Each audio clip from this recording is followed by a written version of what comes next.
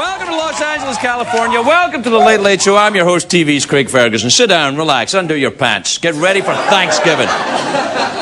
Oh, gonna be some eating. There's gonna be some eating. It's Thanksgiving. But it's the day before Thanksgiving. It's a great day for America today. Britney Spears. Britney Spears has announced that she's in negotiations to star in a Broadway musical. That is I'm very excited about this. Take your sullen silence elsewhere. I'm very excited about it. It's great, sweet charity. She's going to be in sweet charity. I love that. She's going to get... These theatre critics are going to hammer her, though. They'll give her a very hard time. All the pretentious New York theatre critics, they'll kill her. They'll be like, oh, she's done it again. This show will run as long as her first marriage. I wouldn't say that, though. Well, it'll at least go to the second half. Britney, she plays she's in Sweet Charity. She plays a singer with a heart of gold. You know, she basically, I think, she picks up drifters and marries them. So that'll be a stretch. You know, it's nothing like her life at all. No, the theatre critics and the theatre people, they get very upset. They say, oh, no, this is stunt casting. We mustn't have this. But I'm telling you, stunt casting is, since as long as theatre's been going, stunt casting. You know, when the Greeks started, Aristophanes, all these guys, you know, when they were doing the ancient Greeks, I know what you're thinking.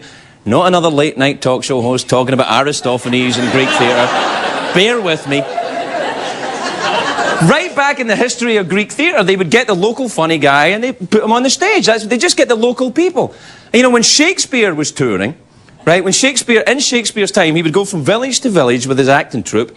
They'd get the local guy in the pub who was funny or something like that, and they would, you know, they'd put him on stage. They would have the comedy part. So that's what the major stars do on Broadway now. It's just the same. Broadway stars are now the village idiots of the theatre. That's basically what's going on, and that's okay.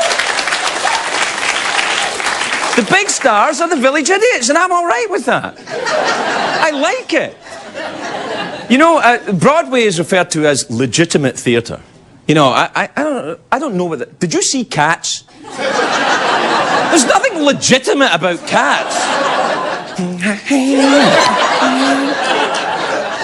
What is this?